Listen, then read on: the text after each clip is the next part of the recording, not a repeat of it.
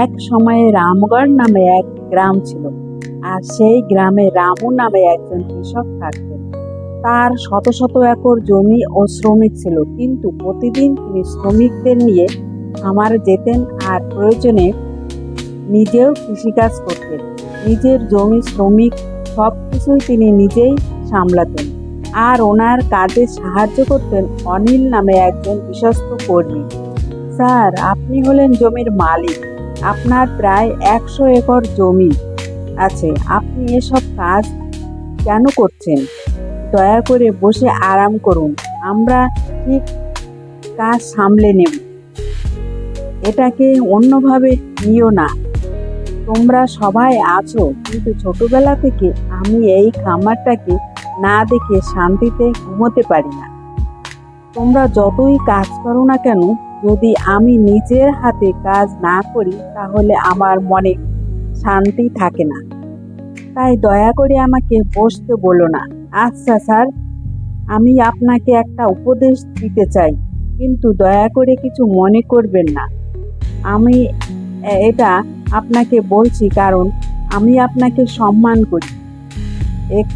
এখন থেকে একটু হলেও আরাম করুন। আসলে আপনার বয়স হচ্ছে তো, তাই বয়স বাড়ার সাথে সাথে একটু আরাম করাও প্রয়োজন। কেমন মানুষ তুমি! স্নেহের নামে তুমি আমাকে উপদেশ দিচ্ছ? তোমার কি মনে হয় আমি বুড়ো হয়ে গেছি? স্যার, আমার এত সাহস নেই, কিন্তু এবার থেকে সমস্ত দায়িত্ব আপনি আপনার ছেলে রাজুর হাতে দিন। ওই দেখো, তুমি আবার আমাকে উপদেশ দিচ্ছ। আসলে এটা আমারই ভুল। স্যার, দয়া করে এটা বলবেন না। ছোটবেলায় আমার বাবা আমাকে এখানে রেখে গেছেন, সেই দিন থেকে আমি আপনার জন্য কাজ করি। আমি এখনো বড় হয়েছি, সেই অন্তরঙ্গতা থেকেই আমি আপনাকে উপদেশ দিচ্ছিলাম, তার বাইরে আর কিছুই নয়। আচ্ছা, তুমি চালাক নও বলেই এত বুদ্ধিমানের মতো কথা বলছো, তাই না? এই কারণেই তোমার সাথে আমি পেরে উঠি না। আচ্ছা, ঠিক আছে, আমার তোমার বুদ্ধিটা পছন্দ হয়েছে। রাজু শীঘ্রই আসবে। তার লেখাপড়া শেষ হলে আমি আমার সব দায়িত্ব তাকে দিয়ে দেব, আর আমি কখনোই খামারে আসব না। ঠিক আছে স্যার, এত বড় কথা বলবেন না। আমি আপনাকে আটকানোর কে? আমি শুধু আপনাকে ব্যবসা সাহায্য করতে চাইছি, তাই আমি বলছি। স্যার, চিন্তা করো না, চলো বাড়ি ফেরা যাক। একদিন রামুর একমাত্র ছেলে রাজু তার পড়াশুনো শেষ করে বাড়ি ফিরে এলো। তার বাবা সমস্ত দায়িত্ব তাকে দিয়ে অবসর নিতে চাইছিলেন। সেই জন্য তিনি তার ছেলেকে ডেকে বললেন, রাজু, কাল থেকে তুমি আমার সঙ্গে খামারে যেও। কিভাবে চাষ করতে হয় সেসব কিছু আমি তোমাকে শিখিয়ে দেব। বাবা, আমার ইচ্ছায় তুমি আমাকে উচ্চশিক্ষায় পাঠিয়েছো, কিন্তু এখন আমি আর চাষবাস করতে পারবো না। বাবা, দেখো রাজু, আমরা জ্ঞান অর্জনের জন্য উচ্চশিক্ষা পড়াশুনো করি। শিক্ষা আমাদের কাজকে আরো ভালো করে তোলে, তাই শিক্ষিত হলেও কৃষিকাজ করা যায়। তাছাড়া আমরা চাষবাস করে মানুষকে খাওয়াচ্ছি, আমাদের কাজ নিয়ে লজ্জাবোধ করার কিন্তু কিছুই নেই। এটা তো বোঝার সময় হয়েছে। তুমি যেটা বলছো বাবা, সেটা একদমই ঠিক, কিন্তু এ কাজ একদম লাভজনক কাজ নয়।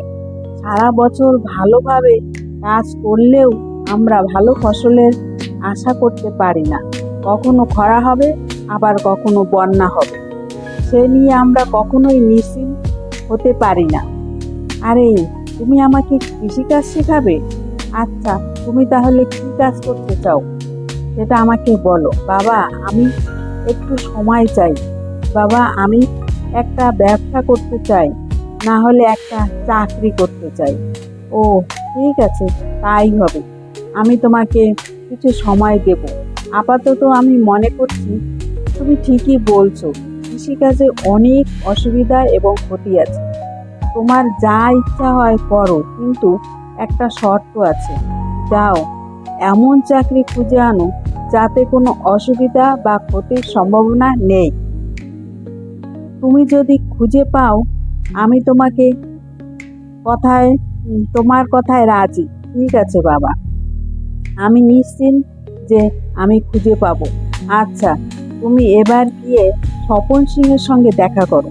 উনি আমাদের গ্রামের একমাত্র বড় ব্যবসায়ী। সেখানে গিয়ে থেকে কিছু শিখে এসো। বাবার কথার মতো রাজু স্বপন সিংয়ের নামের বড় ব্যবসায়ীর কাছে গেল। তিনি লক্ষ টাকা দিয়ে ব্যবসা করেন। তুমি কে বাবা? এখানে কি করতে এসেছো? স্যার, আমি হলাম রাজু। আমি রামুর ছেলে। আমি পড়াশুনো শেষ করে এখানে এসেছি। আমি একটা নতুন ব্যবসা শুরু করতে চাই। তাই আমার বাবা আমাকে ব্যবসার কৌশল শিখতে আপনার কাছে পাঠিয়েছেন। ও, তুমি রামুর ছেলে? তোমার তো 100 একর জমি আছে, তাহলে তুমি ব্যবসা করতে যাবে কেন? হ্যাঁ, আসলে এত পড়াশুনো পর আমি চাষবাস করতে চাই না। তাই আমি আপনার থেকে ব্যবসার সুবিধা অসুবিধাগুলি সম্পর্কে জানতে এসেছি। তারপর আমি আমার ব্যবসার কাজ শুরু করব। নতুন প্রজন্মের ছেলেরা সব এইরকমই হয়। তুমি দূরে পাহাড়ে বসে ব্যবসার কথা ভাবছো। ব্যবসার কাজ করাও কিন্তু এতটাও সহজ নয়। ঠিক আছে, তুমি যেমন চাও তাই হোক। কাজের কৌশল শিখতে হলে আগামীকাল থেকে এসে যাও এবং সম্পর্কগুলি পর্যবেক্ষণ করো। স্বপন সিং ব্যবসার কৌশল শিখাতে রাজি হয়ে যাওয়ায় রাজু খুব খুশি হলো। তারপর সে বাড়ি ফিরে এলো। বাবা বললে, আরে রাজু, তোমাকে এত খুশি দেখাচ্ছে কেন? কি হলো সেখানে? হ্যাঁ বাবা, স্বপন সিং আমাকে ব্যবসার কৌশল শিখাতে রাজি হয়ে গেছেন। উনি আমাকে কাল থেকে আসতে বলেছেন। খুব ভালো, ওনার সঙ্গে থাকো আর লক্ষ্য করো উনি কিভাবে কাজ করছেন। রাজু সব কথা শুনে হ্যাঁ বলে সেখান থেকে চলে গেল। আর তারপরে অনিল এসে বললে, কেমন আছেন স্যার? আমি ভেবেছিলাম আপনি রাজুর উপর দায়িত্ব দিয়ে আরাম করবেন, কিন্তু আপনি তো ওকে ব্যবসার জন্য উৎসাহ করছেন। দেখো অনিল, ও না শিক্ষিত, ওর নিজস্ব চিন্তা ভাবনা আছে, ওর ব্যবসা করার পরিকল্পনা করছে। দেখা যাক, যদিও সফল হয় আমি অনেক খুশি হব ওকে নিয়ে। আচ্ছা স্যার, যেটা আপনার ইচ্ছা তাই করুন। আমার যতদিন ক্ষমতা আছে আমি ঠিকই সামলে নেব সব। পরের দিন সকালবেলা রাজু খুশি মনে স্বপন সিংয়ের কাছে গেল। স্বপন সিংয়ের সামুদ্রিক ব্যবসা ছিল। প্রতিদিন তিনি জাহাজে করে প্রচুর জিনিস আনতেন, আমদানি ও রপ্তানি করতেন। আরে রাজু, এসো এসো, তা তুমি ব্যবসা করবে বলে সিদ্ধান্ত নিয়েছো, তাই তো? হ্যাঁ স্যার, আমার একটু সংশয় আছে, সেগুলি আমাকে বলবেন? কি হয়েছে? তুমি তো প্রথম থেকেই প্রশ্ন করছো। বাহ, খুব ভালো, বলো। আচ্ছা স্যার, কোনো ব্যবসা করলে বেশি লাভ হবে। শোনো রাজু, তুমি তো শিক্ষিত, তুমি যে কোনো ব্যবসা করতে চাইছো, তুমি যে কেন ব্যবসা করতে চাইছো তা আমি বুঝতে পারছি না। সত্যি কথা বলতে আগের মতো কোনো ব্যবসায় কিন্তু এখন লাভজনক নেই। প্রতিযোগিতা বেড়েছে সর্বত্র, ব্যবসায়ীর সংখ্যাও বেড়েছে। ব্যবসায়ীদের জীবনে সুখ শান্তি বলে কিছুই থাকে না। আচ্ছা তাহলে আপনি তো ব্যবসা করেই টাকা আয় করছেন। হ্যাঁ তাই, কিন্তু এই সমুদ্র যে কোন সময়ে আমার লোকসান হতে পারে। অন্য দেশ থেকে জিনিস আনতে আমাকে লক্ষ লক্ষ টাকা অগ্রিম দিতে হয়। তাই আমি টাকা দেবার জন্য সুদ নিয়ে টাকা নিই। তারপর আমি সেগুলি বিক্রয় করে অর্থ উপার্জন করতে হয়, আর তবেই আমি আমার ঋণ শোধ করতে পারি। এইভাবে আমার সমস্ত অর্থ আমি সমুদ্রে ঢেলে দিচ্ছি। তাই আমার মনে এক ফোঁটাও শান্তি নেই, আর জিনিস ডকে না পৌঁছানো পর্যন্ত আমার রাতে ঘুমও আসে না।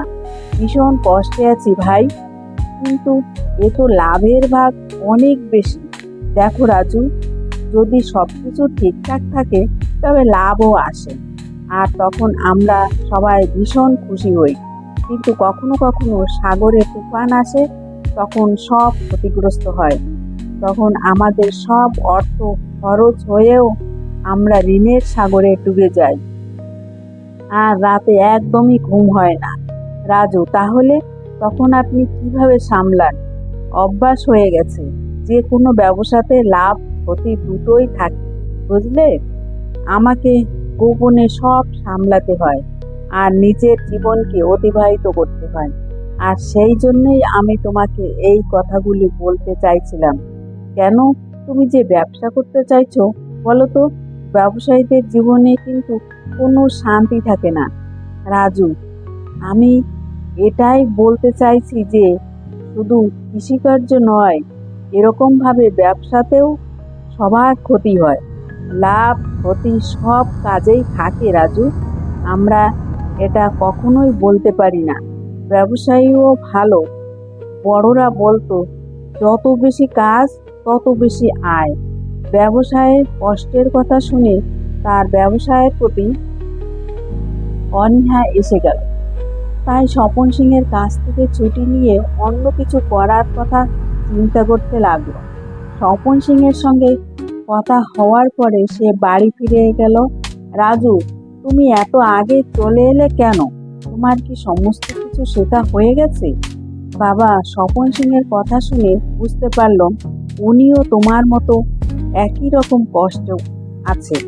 কৃষিকার্যের মতো ব্যবসায়ও লাভ ক্ষতি সমান সম্ভব আছে। তাহলে এখন তুমি কি করতে চাইছো? বাবা, তুমি আমাকে অনেক সময় দিয়েছো, কিন্তু আমি আর একটু সময় চাই। আমি চাকরি করতে চাই। বাবা, তোমার ইচ্ছা আমি তোমার কখনো আটকাবো না, কিন্তু তোমার শর্তের কথা মনে আছে তো? শোনো, শর্তের কথাটা যেন মাথায় থাকে। হ্যাঁ বাবা, যে কাজে কোনো ক্ষতির সম্ভাবনা নাই এবং এই কাজই আমাকে করতে হবে, না হলে আমাকে চাষবাসই করতে হবে। আমি সেটাই করব। হ্যাঁ, আচ্ছা ঠিক আছে। এখন আমি তাহলে চাকরি খুঁজতে কোথায় যাচ্ছ? রাজু, আমার ছোটবেলার বন্ধু সুমনের কাছে বাবা। ও শহরে থাকে। আমি ওর কাছে গিয়ে চাকরি পাওয়ার চেষ্টা করব বাবা। বাবার কাছ থেকে অনুমতি নিয়ে রাজু আবার ছোটবেলার সেই বন্ধু সুমনের সঙ্গে দেখা করতে শহরের দিকে গেল। অনিল তার সমস্ত কথা শুনেছিল। সে রামুর কাছে বলল, ও স্যার, রাজু আবার শহরে যাচ্ছে। ও তো এত জেদি কেন? ও কি কখনোই আপনার কোনো কথা শোনে না? রামু, দেখো অনিল এই বয়সে কখনোই কিছু বুঝবে না।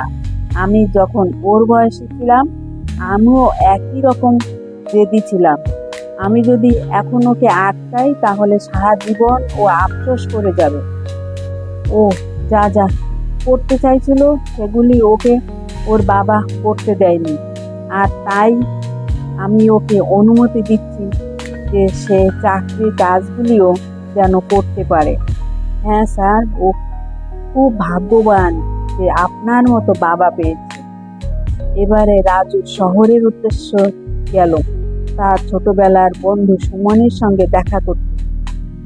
সুমন, আরে আরে, তুমি এসো এসো, কেমন আছো? বসো। কি করছো এখন? আরে দাঁড়াও দাঁড়াও, আমাকে উত্তর দিতে দাও। আমি ঠিক আছি। তুমি কেমন আছো বলো ভাই? আসলে খুব একটা ভালো নেই। আমার কাছে প্রচন্ড কাজের চাপ, নিঃশ্বাস নেবারও সময় নেই। যদিও কাজটা ভালো, কিন্তু ছাড়তে চাই না। মাঝে মধ্যে মনে হয় গ্রামে গিয়ে চাষবাস করে শান্তিতে থাকতে চাই। কি বলছো এসব? কেন বলছো? তুমি কি পাগল? তুমি কি জানো আমি এখানে কেন এসেছি? তুমি এসব কি বলে যাচ্ছ? আসলে আমি এতটাই উত্তেজিত যে আমি ভুলেই গেছিলাম যে তুমি এখানে কেন এসেছো। রাজু তার বাবার দেওয়া শর্ত এবং স্বপন সিংয়ের সঙ্গে কাজ করার অভিজ্ঞতাটা জানালো। সুমনকে পুরো ঘটনাটা খুলে বলল। আমি ভেবেছিলাম তুমি চাকরি করো, তাই আমি সরকারি চাকরি করতে আমাকে সাহায্য করবে, কিন্তু এখন তুমি এই সরকারি চাকরি ছেড়ে দিয়ে গ্রামে গিয়ে কৃষিকাজ করতে চাইছো কেন সুমন? দাঁড়াও রাজু, তুমি যেটা ভাবছো সেটা কিন্তু ঠিক নয়। সরকারি চাকরি পাওয়া এত সহজ নয়। এটা একটা যুদ্ধের মতোই কঠিন কাজ। উচ্চ মহলের লোকেরা খেপলে আমরাও শিকার হই। রাজু, তুমি এভাবে কেন বলছো সুমন? ওরা তোমাকে অনেক টাকা মাইনে দেয় এবং সম্মানও দেয়, তাহলে তুমি এইভাবে কেন বলছো কথাগুলি? সুমন, হ্যাঁ হ্যাঁ, ওসব উপর মহলে ঘাসের অন্য দিকটা যেমন সবুজ থাকে এবং বাইরে থেকে দেখে মনে হলেও ভিতর কিন্তু এতটা সহজ নয় সুমন। হ্যাঁ, তারা সুযোগ সুবিধা দেখে ঠিকই, কিন্তু বিলাসিতা করতে দেয় না।